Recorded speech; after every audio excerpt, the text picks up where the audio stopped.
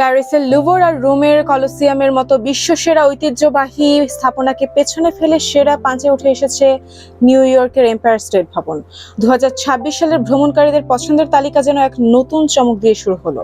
বিশ্বজুড়ে অস্থিরতা আর রাজনৈতিক টানাপোড়েনের মাঝেও মানুষের ভ্রমণপ্রীতি যে একটুও কমেনি, তারই শক্ত প্রমাণ এই তালিকা, যেখানে প্রায় 80 লাখ দর্শনীয় স্থানের মধ্যে মাত্র 1% জায়গা পেয়েছে সেরাদের সেরা মর্যাদা।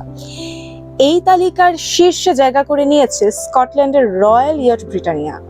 এডিনবার্গের লিথ বন্দরে স্থায়ীভাবে নোঙর করা এই রাজকীয় জাহাজটি একসময় ব্রিটেনের রানী দ্বিতীয় এলিজাবেথ ও রাজপরিবারের সরকারি জলযান ছিল।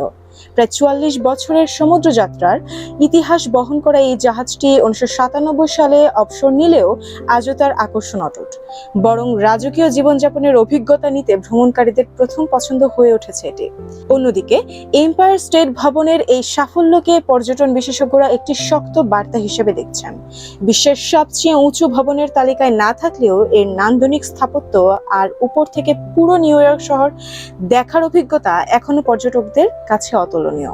এই ভবন যেন প্রমাণ করেছে শুধুমাত্র উচ্চতা নয়, একটি স্থাপনার আবেগ আর ইতিহাসই তাকে বিশ্বজুড়ে আলাদা করে তোলে।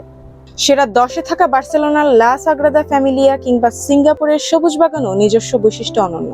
তবে এম্পায়ার স্টেট ভবনের এই অবস্থান যেন একটি বড় সত্য তুলে ধরে, প্রযুক্তির ঝলমলে এই যুগেও মানুষ সেই জায়গাগুলোকে বেশি ভালোবাসে, যেখানে ইতিহাস, সৌন্দর্য আর অনুভূতির এক অনন্য মেলবন্ধন থাকে।